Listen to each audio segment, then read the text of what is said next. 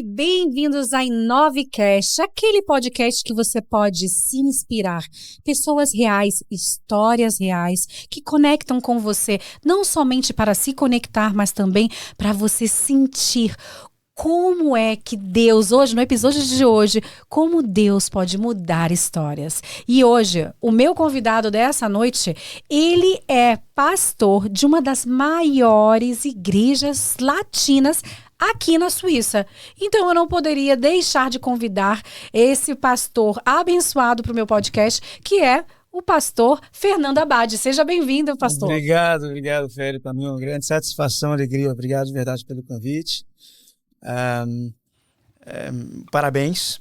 Tá tudo muito lindo aqui, tudo Obrigada. Muito bem organizado. Me sinto à vontade entre vocês e para mim vai ser, com certeza, um podcast abençoado. Que bom, que bom. Gente, para quem não conhece, o pastor Fernando Abade, ele é o pastor da igreja Silbern. Sim, Silber Conta um Church. pouquinho. Quem é a igreja Silber?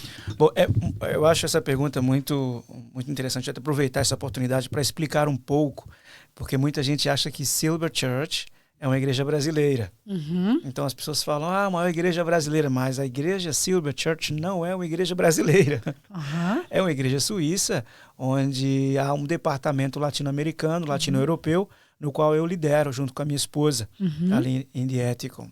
Silber Church é uma igreja intercultural, ou seja, nós trabalhamos com diferentes culturas, diferentes grupos étnicos, grupos congregacionais, mas a nossa base é a cultura local, a cultura suíça. Então a igreja é a igreja suíça com latinos-americanos. Temos pessoas desde a Argentina até a América do Norte, cerca de 13, 14 nações ali representadas com diferentes grupos sociais E a Silber, quantos anos ela já existe, pastor? Bem, assim, a Silber como igreja local, ela está desde 2007.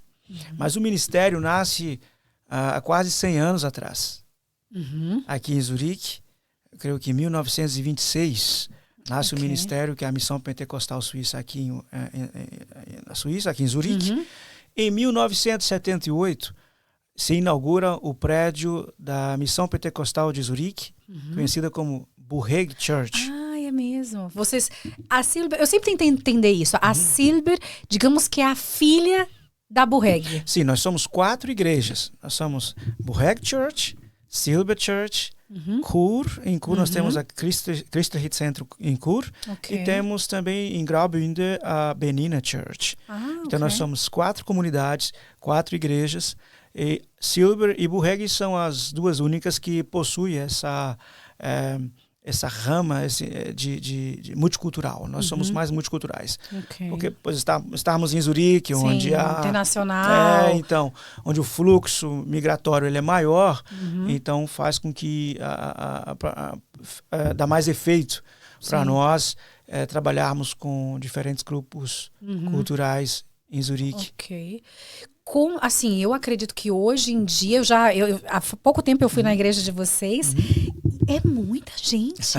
Sim, as duas comunidades são cerca de 2.000 membros. Nós temos 2.000 membros em Burreg e Silber. Como você acabou de falar, Silber é uma filial da Burreg Church. Sim.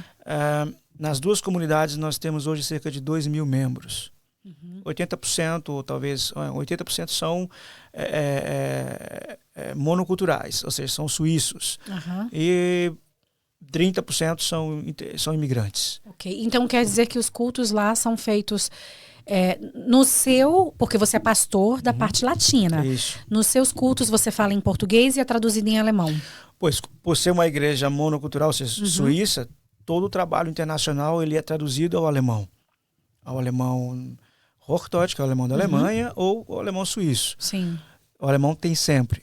Mas quando eu prego em português, a minha esposa é minha tradutora também. Que é uma tradutora incrível, muito boa. Eu não posso dizer que... eu posso já dizer que sem ela seria impossível exercer esse ministério. Ela tem um papel muito relevante em todo o meu histórico, em toda a minha biografia como pastor intercultural aqui em Zurique. Então, todo o nosso trabalho ele é feito com tradução ao alemão. Quando eu prego em português, a tradutora é minha esposa. Quando o pregador ele fala em espanhol, nós temos também em alemão. Ou quando o pregador fala alemão, nós traduzimos ao português ou espanhol simultaneamente. Que legal, é incrível. Assim, eu sou sempre muito apaixonada quando eu vou lá com toda a estrutura, porque eu sempre participei de igrejas menores. Eu gosto de estar no meio de muita gente, mas congregando, eu sou uma pessoa que até hoje sempre fui para igrejas um pouco menores, que estão começando, porque eu gosto de botar a mão na massa, de ajudar. E eu sempre disse, se você vai para uma igreja maior que já está estruturada, talvez é mais difícil de eu exercer o meu chamado do que eu encontrar uma igreja menor e estar ali desde o princípio. Então, toda vez que eu chego na igreja de vocês, eu digo, uau, que louvor, que espaço, assim, muito lindo. Deus tem sido realmente muito generoso conosco lá, mas não é fácil o trabalho. Uma igreja menor e uma igreja grande, nela possui os mesmos atores. Você vai encontrar as mesmas dificuldades, seja ela grande ou pequena, né? A única diferença é quando a igreja ela é maior, nós dividimos a carga com outros presbíteros, com outros diáconos.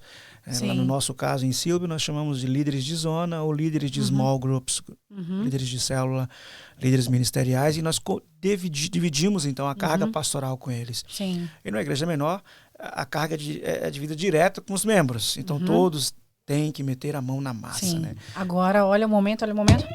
Opa! Agora vai ser um momento. Eu pensei que ia ser mais tarde, mas vai ser agora. Eu passo até... Você falando sobre as divisões que o senhor tem lá dentro da igreja, né? Sim. Como é que é? Digamos assim, eu vou fazer essa pergunta porque eu sei que você que está vendo esse podcast, você sempre teve vontade e nunca teve coragem. E agora, por isso que vocês têm a Fernanda aqui para poder fazer esse tipo de pergunta para o pastor. Vamos lá. Sinta-se à vontade de não responder, viu, pastor? Fica à vontade para perguntar.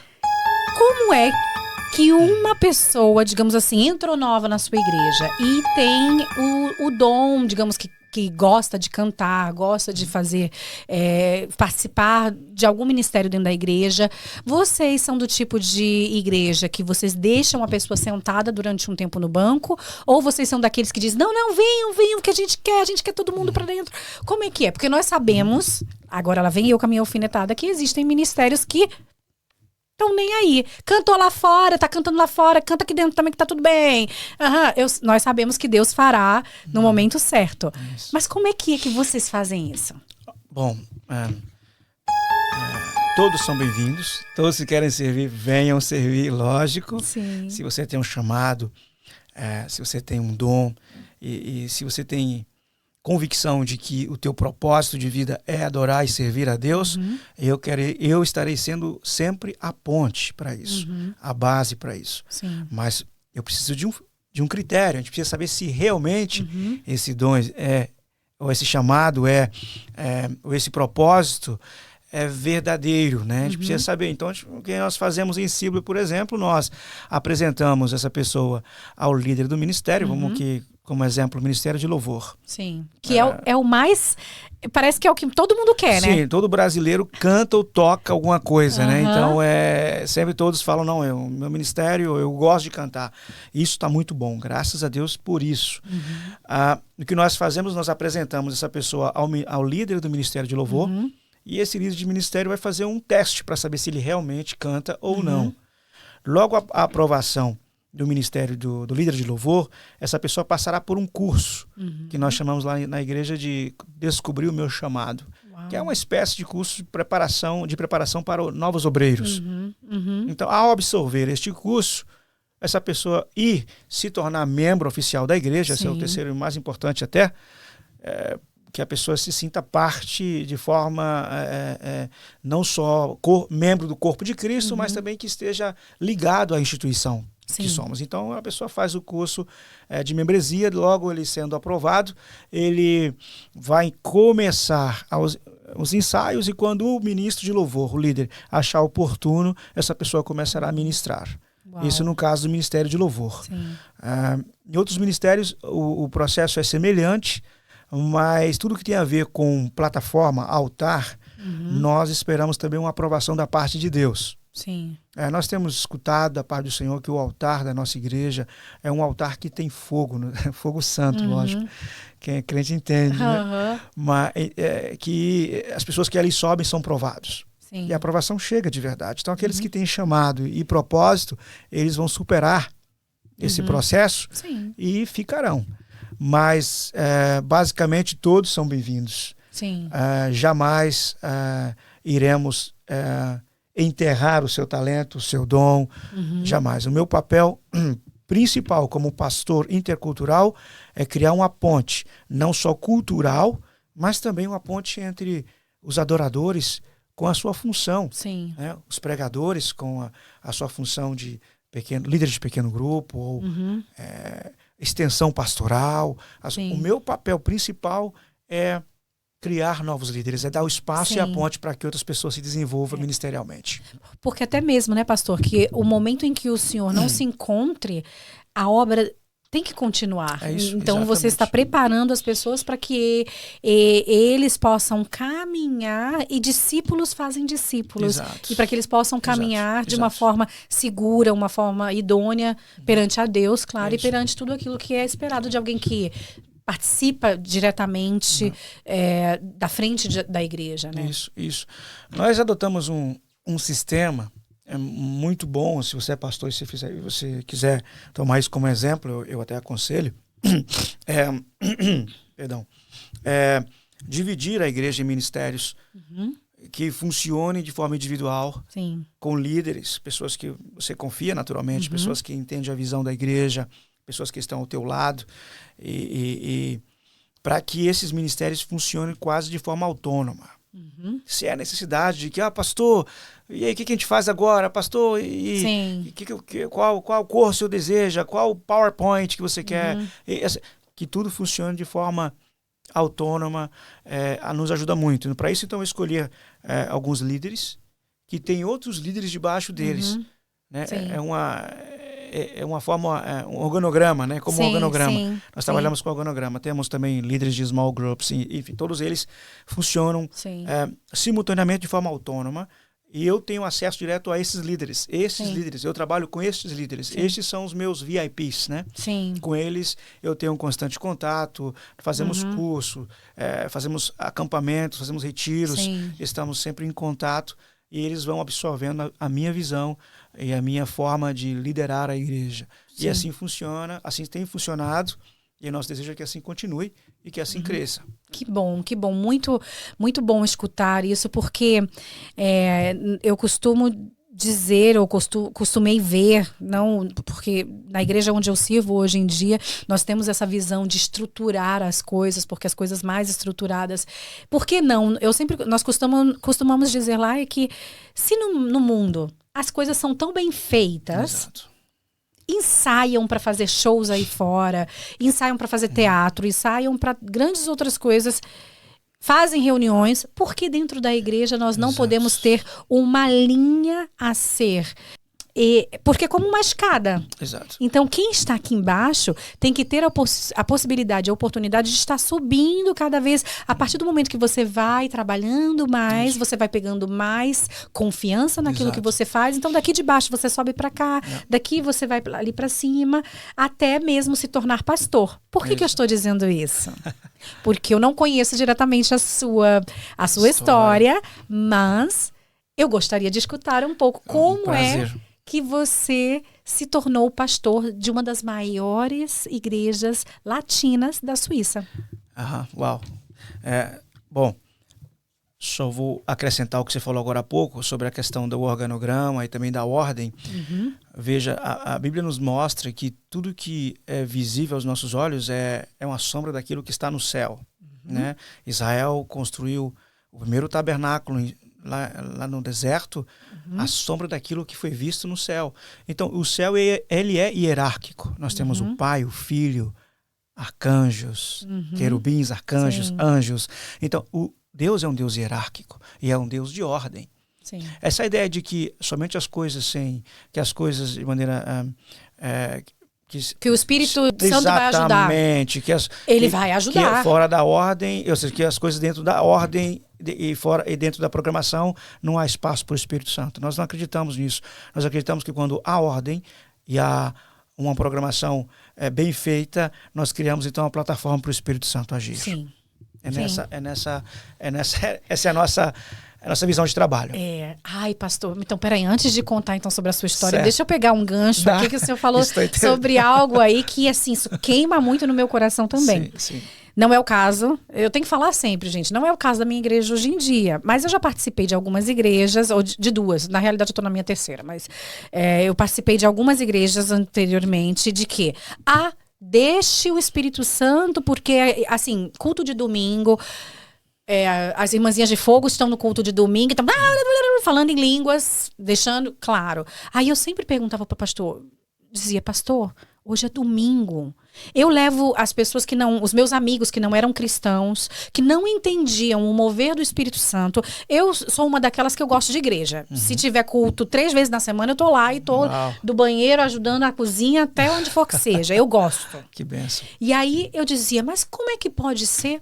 As irmãzinhas na oração de quarta-feira não tá. Que é o dia que a gente se derruba no chão, grita, chora, fala em línguas, porque estamos nós. Sexta-feira é o culto, né? Que a gente tem visita, mas também poderia ser um dia de nós nos derretermos na presença de Deus. Mas no domingo, eu não vejo essas irmãzinhas durante a semana. E no domingo, quando tem visita, fica falando em línguas estranhas, que eu acredito literalmente nisso, só que não tem ordem. Não tem como o senhor dar uma futucadinha na irmãzinha, não, de vez em quando ela começar a dizer, vamos, né? Porque a Bíblia diz que os dons de línguas aqui estão, mas que se não houver intérprete, e o Espírito também está de acordo com a pessoa que está ali. Eu não sei exatamente, eu não sei explicar, não vem na minha mente que você está sendo usado pelo Espírito Santo, mas você também tem domínio sobre isso. Como é que vocês lidam com isso? Bem, nós somos um ministério pentecostal também, nós acreditamos e oramos, nós damos espaço para que as pessoas que têm dons espirituais possam exercer o seu chamado. Claro, tudo dentro da ordem, né? Tem que haver ordem. O culto a Deus tem que haver ordem, porque Deus é um Deus de ordem. Então, voltamos de novo lá para o deserto, para o tabernáculo, havia uma ordem de culto. Sim. Há uma ordem de culto no Velho Testamento e no Novo Testamento, quando Paulo também diz que tudo seja feito com ordem e decência. Então, nesse caso das línguas estranhas, né, que todos falam língua toda ao mesmo tempo, Paulo fala, peraí, mas aí não, assim, ninguém está sendo edificado. Sim. Se não houver quem interprete, então... Paulo vai dizer que exatamente, é isso mesmo, tem que haver a interpretação. Em nossa comunidade em específico, nós, a línguas estranhas... nós não somos tão hipercarismáticos ao ponto de que todos falem línguas. Nós temos um pouco de uma mentalidade um pouco reformada também. Para ver, nós buscamos esse equilíbrio, né? Sim. Somos carismáticos, mas também com relação ao culto e à pregação da palavra, nós somos bem reformados também. Para que haja um equilíbrio. Tem que haver equilíbrio, né? Tem que haver equilíbrio. Então, quando a pessoa tem uma palavra de Deus na nossa comunidade, nossos líderes encaminham essa pessoa até o líder do culto no momento, caso seja eu, minha esposa, um outro presbítero, essa pessoa vai ter que explicar e dizer aquilo que Deus quer falar por meio dela para a igreja. Então, os diáconos e os pastores, eles vão analisar se essa palavra realmente é para edificação da igreja ou para confusão da igreja. Se não for para edificar, nós não permitimos que a pessoa fale. Porque a palavra diz que a profecia ela é para edificação do corpo. E para isso, às vezes, Fernanda, é muito bom falar, exige de que as pessoas que estão à frente da igreja, os líderes, que eles façam, que eles estudam, que eles busquem fazer um curso de teologia e entender como funcionam os dons espirituais. Entender como funcionam os dons espirituais para não parecer loucura. É isso. E quando se torna loucura, espanta, assim, realmente as pessoas que estão por primeira vez em uma comunidade. Eu mesma passei muito por isso, de levar conhecidos, amigos e tudo isso, porque eu sou uma pessoa que eu tenho amigos dentro da igreja, tenho amigos fora também, que eu gostaria que viessem para Jesus, claro, porque se nós estamos tão bem com eles, porque não vamos dividir com aqueles que amamos, que eles estejam bem também. Mas aquilo assustava. Assusta. Meu esposo, ele é novo convertido há alguns anos, graças a Deus, assim, batizado. E ele no princípio, mas ele sempre foi uma pessoa muito maleável. Ele chegava assim para as irmãzinhas e dizia: irmãzinha do céu, eu falo 5 idiomas, mas... E escutei vários, mas esse aí que a senhora tá falando, nunca escutei não, viu? Que é isso aí que a senhora tá falando, sabe? Tirando um pouquinho, brincando com a situação. Sim, isso é.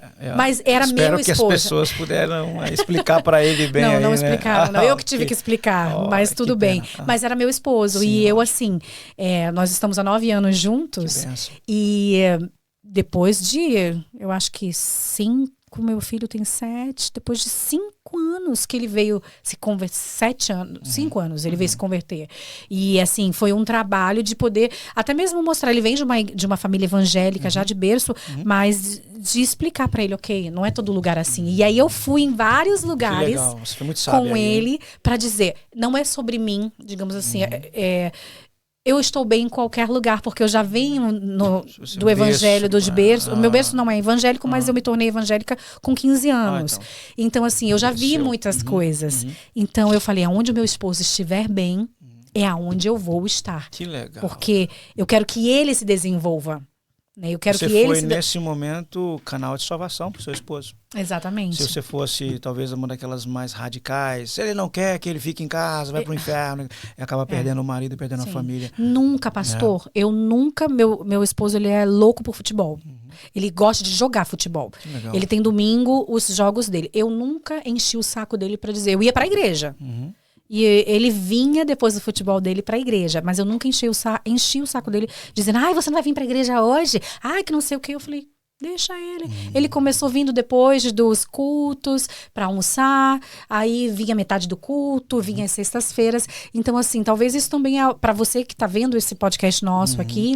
Ele como pastor, né? E eu como uma ovelha de uma igreja, de dizer, caramba, deixar que quem faz é Deus, é o Espírito Santo. E quem você não ser tão radical com tudo aquilo. E meu esposo, depois de tantos anos, se batizou com o pastor da Mevan, que é o pastor Rodrigo. Né? Então, assim, por quê? Uma vez uma irmã veio, pastor, meu marido tá endemoniado. Eu falei, por quê? Ele quer dançar forró. E eu mandei ele ir sozinho. Ah, meu Deus. Eu falei, minha irmã, vai dançar forró com seu esposo. Eu fiz isso com meu esposo. Vai ficar com teu esposo. Mas ele vai... Não, faz isso. Se você não for, irá outra pessoa. Então vai você... Resultado, hoje os dois são, acho que, pastores no Brasil. São líderes de igreja no Brasil. Sim. Mas ela ouviu o conselho. Sábio. Porque eu acho que, como você mesmo falou, quem convence o homem do pecado e do juízo é o Espírito Santo de Deus. Você precisa apenas ser... Você tem que dar amor, né? O seu amor vai converter o teu esposo, teu filho. Não é com grosseria, não é com radicalidade que a gente convence as pessoas ou leva as pessoas para a igreja. Não, é com amor. Que bom, com amor, bom. Obrigada. Agora contando sobre a sua, como foi... É isso. Bom... Que você hoje em dia é o pastor. Pois é, como nós falamos agora há pouco, a Silber Church, assim como a Burreg Church, são igrejas suíças, né? E nós chegamos ali em 2000, ano 2000 chegamos na Burreg. 2001, comecei a fazer parte do Ministério de Jovens da igreja. Depois encontrei a Dani, nós nos casamos. E logo em seguida comecei a fazer parte do Ministério de Louvor da igreja. Eu tocava bateria no culto latino. Naquele culto latino predominava ainda hoje na Burreg mais o espanhol que o português. Em 2007, quando é inaugurado a Silber Church em Diético, com o pastor Paulo enviado para Diético, como nós morávamos em Spreitenbach, então nós resolvemos também congregar em Diético. E logo em seguida, Daniela e eu começamos a abrir vários pequenos grupos. Nós começamos a pastorear vários grupos. E depois nos tornamos líderes de zona. E depois, em 2009 ou 2010, nós começamos a liderar o Ministério de Louvor da igreja. Começamos a liderar o Ministério de Louvor. E a coisa foi ficando cada vez mais ampla. Em 2013, o pastor Paulo veio nos visitar e disse, eu tenho um grande interesse de que você me substitua quando eu já não estiver aqui no ministério. Porque aqui no ministério que nós trabalhamos, os pastores aposentam. Sim. Ai, então, que com legal. 65 anos, os pastores jubilam, vão se aposentam.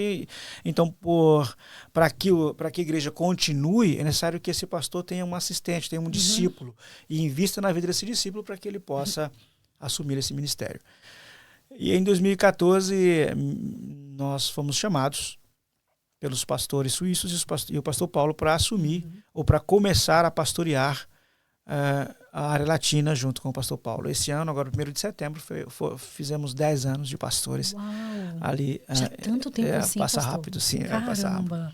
Bom, mas o que parecia ser o início de uma grande aventura, e também foi um início de muito desafio. Muito desafio. Você pode falar alguns pra gente? Lógico. Como eu falei, eu não sou um pastor brasileiro, não fui formado no Brasil pastor, mas eu fui formado aqui. Sim. A princípio nós fomos chamados pelos pastores ou convocados para essa missão, né, para ser pastores, e foi logo apresentado os critérios, e para nós foi um pouco um choque. Né? Foi um choque porque a nossa renda financeira seria reduzida a 50% daquilo que nós ganhávamos. Eu tive obrigatoriamente que fazer um seminário de teologia aqui na Suíça, ou seja, em alemão. Caramba! Então, a nossa vida mudou assim, muito radical, da noite pro dia. A minha esposa chorava muito, até, tem certeza? Eu falei, eu tenho. E você? Ela, não sei. Então, ela chorava bastante, porque houve uma mudança muito radical. Sim. Mas, assim, isso que você acabou de falar agora, a renda de vocês diminuiu em 50%. Eu te explico porque você agora teve por quê.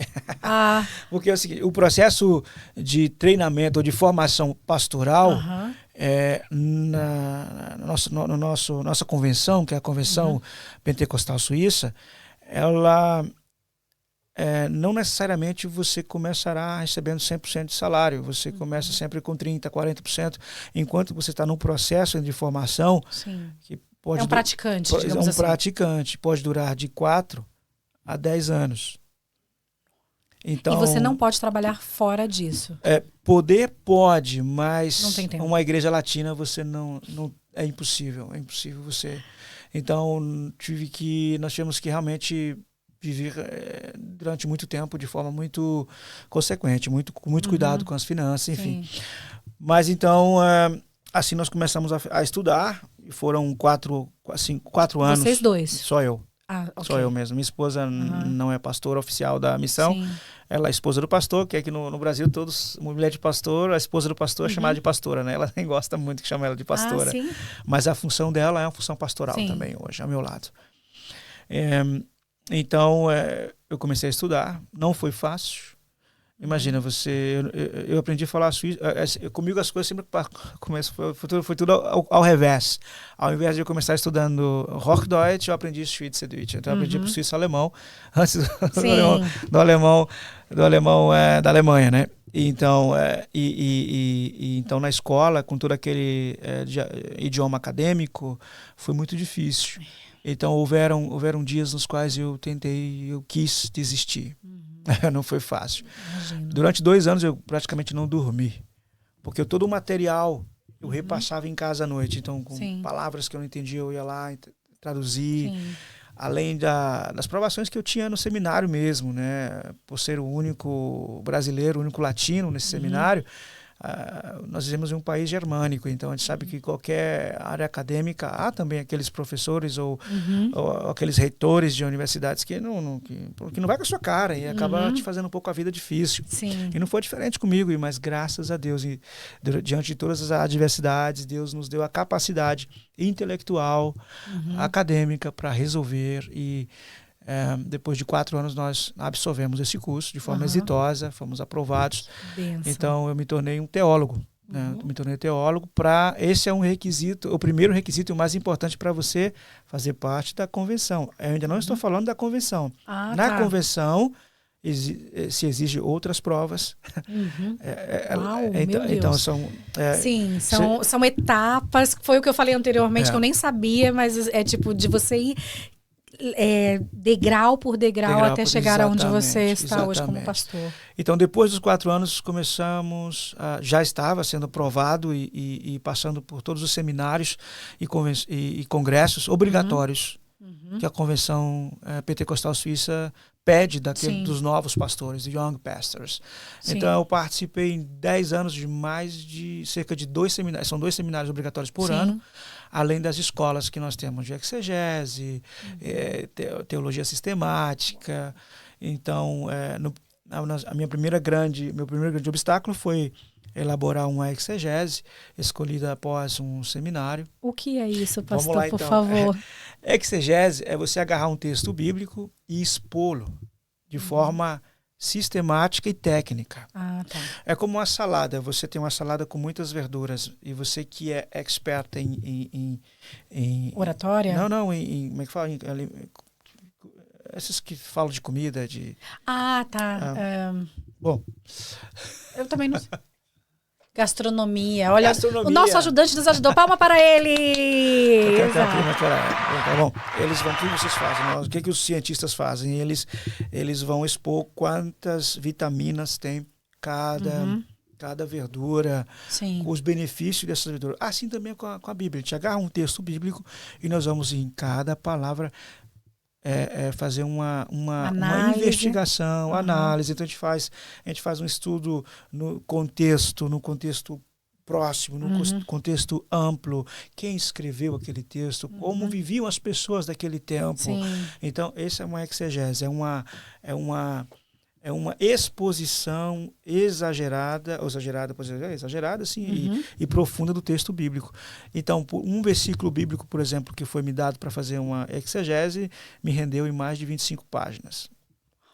Então, muito... E demorou mais... Para mim, essa exegese, que foi a 2 de Coríntios, capítulo 4, eu gastei ali cerca de 3 meses, até 4 meses para escrever essa exegese. Meu Deus. De forma que não seja uma cópia de ninguém, algo bem seu mesmo. Então, e não adianta, os reitores e os teólogos, eles sabem, se for uma cópia, eles vão... Se for o ChatGPT que escreveu, eles vão saber. Sabem.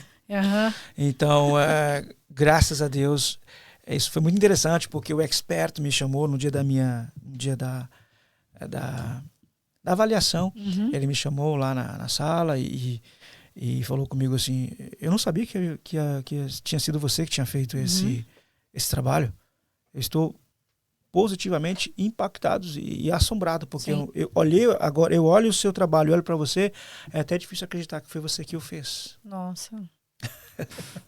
Então, esses tipos também de barreiras que você talvez tenha passado. Exato, e quando você está falando de teologia, qualquer coisa simples é grotesca. Você não pode fazer nada simples. Se você vai apresentar algo simples para um teólogo, ele fala, não, se é simples, fica para você. Eu preciso de alguma coisa trabalhada, alguma coisa estudada, alguma coisa que dá vontade de ler. Então, meu Deus. Então eu fui impregnado com isso durante 4 anos. Então eu me tornei um viciado em leitura. Eu leio todos os dias, eu leio livros. Eu chego a ler 10 livros paralelos. Eu não consigo viver sem livros. Eu leio muito livros. Isso é muito bom. Então, isso tudo como é que fala? São o que a teologia fez comigo nesse período de ensino, de aprendizagem, que no começo eu me senti injustiçado. Eu falava, meu Deus, para quê? Eu só quero pregar a palavra de Deus, eu só quero ser pastor. Mas hoje, eu agradeço tanto a Deus pelo processo. Sim. E eu entendo que o processo, sem esse processo, eu certamente já haveria desistido.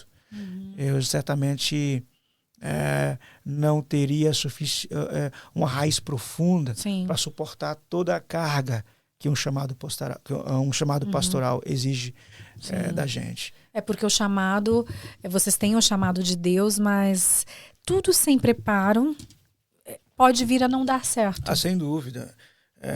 Graças a Deus que eu estou em uma convenção de que para ser pastor você precisa ser teólogo. Já aí para mim é algo muito, muito bom. Muito bom. Para ser médico você não tem que ter diploma. Sim. Psiquiatra você tem que ter o diploma. Sim. Um advogado também. Então, um pastor, ele durante o dia ele absorve vários papéis.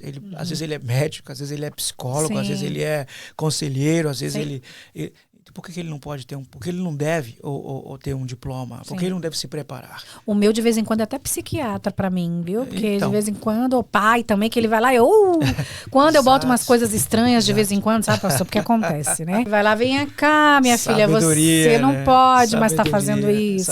E eu digo... Então, depois de 8 anos, foi o meu tempo de estudos, foram 8 anos comigo. Demorou 8 anos. O processo eu fui muito provado. Então, em uma convenção que nós fazemos anualmente, em Emete, no Cantão Niederwalden, eu fui o segundo pastor latino em 100 anos de convenção a ser ordenado pela Missão Pentecostal Suíça. Uau! Parabéns! Parabéns. Para mim foi realmente um grande êxito como brasileiro, como imigrante, como talvez você que está chegando agora na Suíça. É possível, se você quiser fazer as coisas certas, viver pela razão, pelo correto, pela legalidade, vai ser mais difícil, mas é o melhor. É o melhor. Uau. Foi o que eu fiz. Eu poderia ter cancelado e tentado fazer as coisas do meu jeito, mas eu preferi pelo processo. Eu entendi que o processo era de Deus. Na metade da caminhada, quando eu pensei em desistir, o Senhor me falou de forma muito clara que era necessário esse processo. Sim.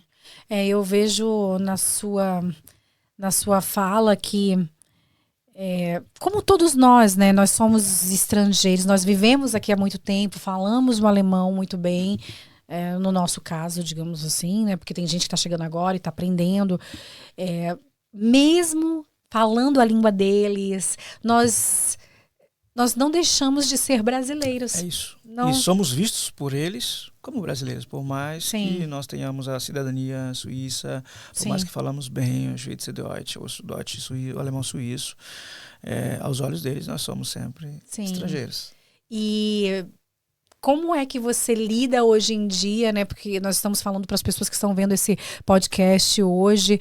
Nós temos muitos imigrantes na Suíça, né? Nós estamos falando do trâmite da igreja, do trâmite espiritual. Mas nós temos muitas pessoas também que vão se interessar por esse tema e vão ver esse podcast. Sem dúvida. O que você pode, assim, dizer para eles que estão chegando aqui agora? Qual caminho eles devem, de uma certa forma, traçar para que eles possam ter êxito? O seu êxito foi no trâmite pastoral, mas tem outras pessoas que podem ter esse mesmo êxito nas relações nos trabalhos que eles exerciam no Brasil. Mas como é que eu, como estrangeira, posso chegar ao momento de excelência naquilo que eu faço? Que interessante, boa pergunta. Muito boa pergunta. Eu até penso e falo muito acerca disso, porque para mim não é só porque eu sou brasileiro. Para mim, o brasileiro é o cara. O brasileiro ele tem essa capacidade de se adaptar, de se reinventar. Nós falamos agora, né, do Innovecast. A inovação, se reinventar. Eu tenho 64 anos, não importa. Nunca é tarde para se reinventar. Se redescobrir e começar. Não importa a área. Apesar de que, graças a Deus, eu tenho visto que os imigrantes brasileiros que têm chegado na Suíça, em sua grande maioria, já são acadêmicos, são formados, pessoas extremamente inteligentes, se adaptam fácil à cultura, porque encontram na Suíça aquilo que talvez eles estão buscando lá no Brasil. Então fala, é isso que eu quero. Aqui eu quero viver, aqui eu quero criar os meus filhos, aqui eu quero... Eu sempre digo que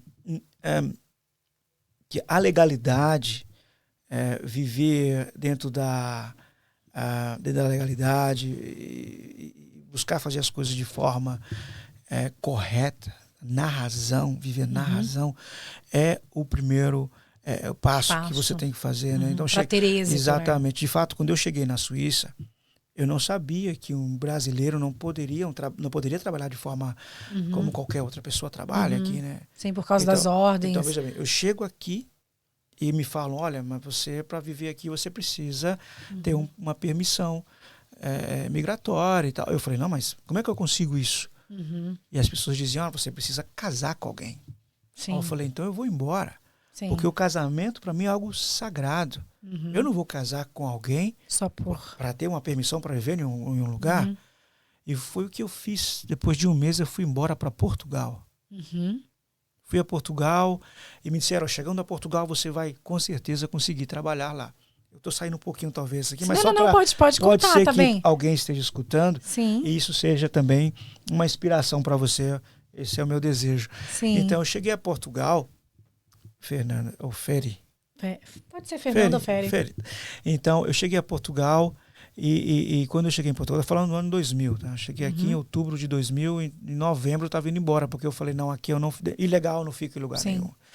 Então, eu cheguei a Portugal e me disseram, para você trabalhar aqui, você precisa de um documento chamado carteira do contribuinte, cartão do contribuinte. Eu falei, como é que eu consigo esse documento? Um português precisa ir com você até a prefeitura e lá esse português tem que assinar um documento se autorresponsabilizando por tudo que você fizer nesse país.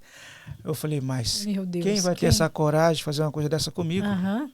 Eu me lembro que uma manhã fria de outubro, eu caminhando pelas ruas de Mem Martins, no distrito de Sintra, em Portugal. E começou a chover muito forte, havia muito granizo também, e eu corri para debaixo de um teto de um posto de gasolina. Eu lembro como se fosse ontem, eu posso desenhar isso. E aí, a chuva seguiu aí por 10, 15 minutos, e eu ali debaixo pedindo a Deus para passar a chuva. A chuva para e à minha frente se abre uma janela. E sai uma senhora e diz, você é brasileiro? Eu falei, sou sim. Ela fala... Então ela diz, você está procurando alguém para ir com você na prefeitura para você conseguir o documento? Eu falei, tô. Nem imaginei, não deu nem tempo de pensar assim, como é que ela sabe que eu estou. Sim. Eu falei, claro, sim, tô sim. Eu vou com você lá agora. Nossa. Alguém que eu nunca vi, eu nem sei o nome agora. Eu só sei que aconteceu dessa maneira. Ela saiu comigo, nós fomos juntos até a prefeitura. Ela assinou essa responsabilidade. Sim. E eu saí daquela manhã com o documento para trabalhar. Incrível. Então, a legalidade. Se Deus é a base, se Deus é a base, você sempre buscará a legalidade. Sim. A regularidade, viver de forma regular, correta. Sim. Se Deus é a base. E se você permanecer firme aos teus princípios, de alguma maneira, portas se abrirão. Portas se abrirão. Uma coisa que eu tinha sempre convicto comigo era o presidente desse país que eu estou pode ser um homem, mas quem manda nele de verdade é Deus. Sim. Deus instituiu os governantes dessa nação, Deus instituiu os poderes desse país. Sim. Então Deus é a máxima autoridade. E eu sou o seu filho. Sim. Eu sou o seu filho. Então, o primeiro conselho que eu dou, busque a legalidade, busque viver na razão, no correto, de forma legal, né? E o resto das coisas vão acontecendo. Não vai ser fácil, nunca é fácil.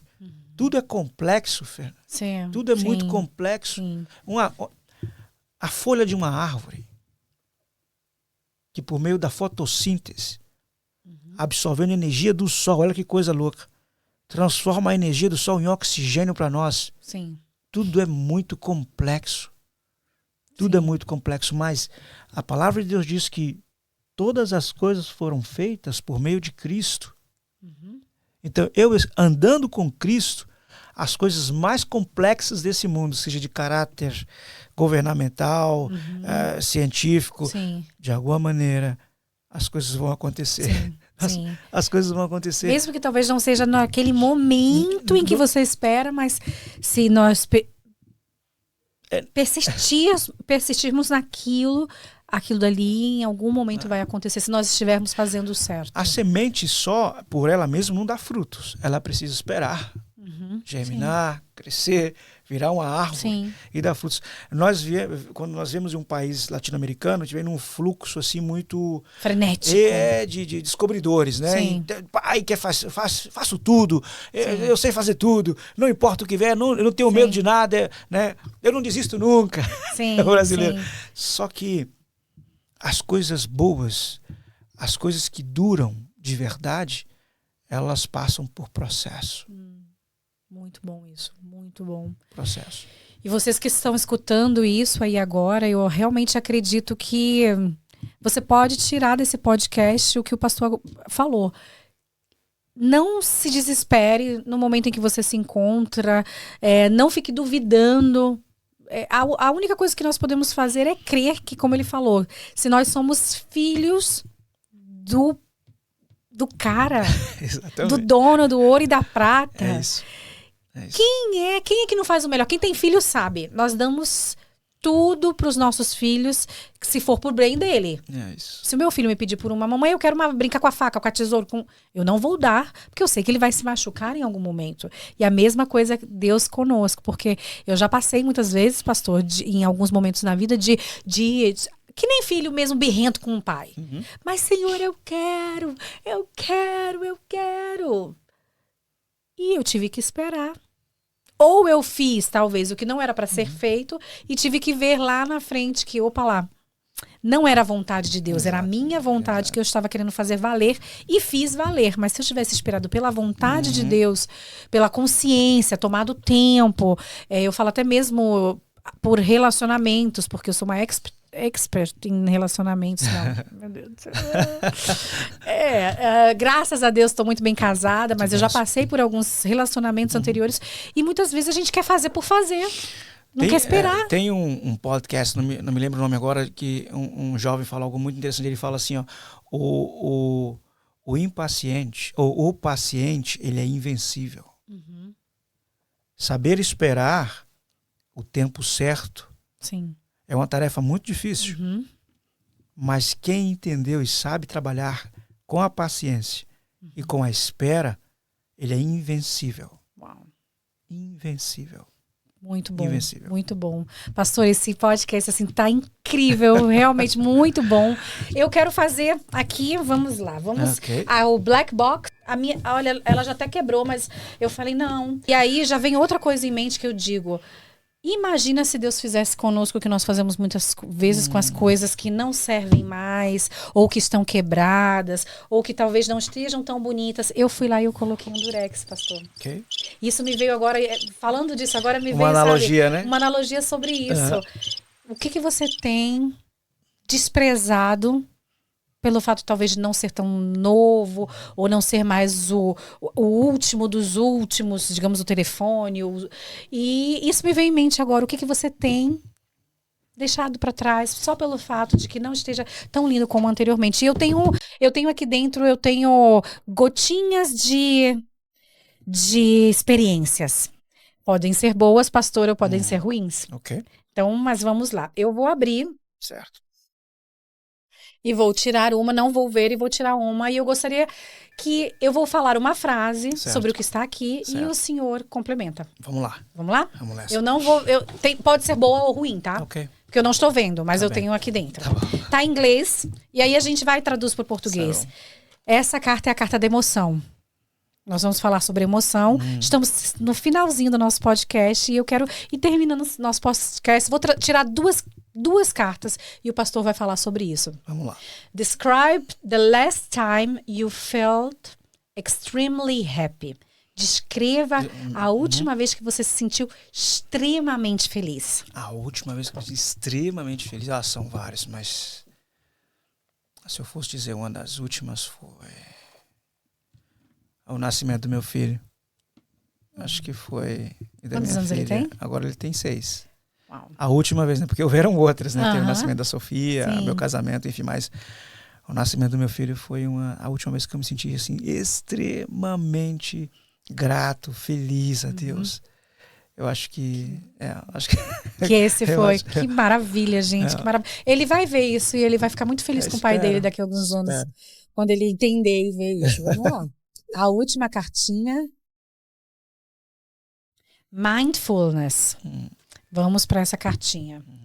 What do you think it means to be compassionate towards others?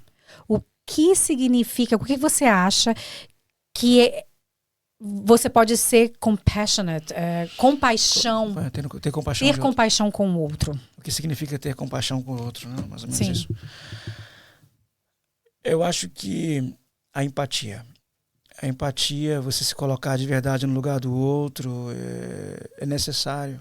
É necessário. Acho que compaixão sem empatia chega a ser até quase hipocrisia, né? Eu acho que a gente precisa realmente nos colocar no lugar. Agora falando dos imigrantes, falando daqueles que estão chegando, que estão indocumentados, correndo o risco de serem deportados, passando sufoco. A gente precisa colocar no lugar deles e orar por eles e ajudar de verdade. Eu conheci alguém falou comigo isso ontem, que a humanidade perdeu o seu principal sobrenome, que é humano. Sim. Olhar para outra pessoa sem colocar nela rótulos, a nacionalidade, a cor, quem seja, mas olhar para um ser humano como o ser humano é de verdade e ter empatia de verdade, né? Eu acho que isso gera em nós a verdadeira compaixão. Isso que Jesus fez por nós. Ele se entregou, ele foi morto por pessoas injustas, pecadoras, assassinos, ladrões, mentirosos. Ele morreu por eles também. Isso é compaixão ao extremo, para mim. Gente, eu deixo essas palavras que o pastor acabou de falar. Agradeço demais você que esteve junto conosco até então. Olha, dá muito trabalho para fazer um podcast, então vai lá no canal, se inscreve, dá o like, clica aqui embaixo. Conversa, manda para os seus amigos e eu espero que você tenha realmente tido momentos inspiradores junto conosco, porque essa é a ideia do Inovecast. A ideia do Inovecast é trazer para você inspiração do alto, mas também pessoas inspiradoras que contam um pouco da sua história e que se eles conseguiram, se eu conseguir, você também pode conseguir. Muito obrigada por estar aqui junto conosco. E a última palavra, pastor? Poxa, eu de verdade quero agradecer. Estou positivamente surpreendido com esse podcast. Parabéns pelo trabalho. É realmente uma bênção estar aqui com vocês. E é isso. Obrigado.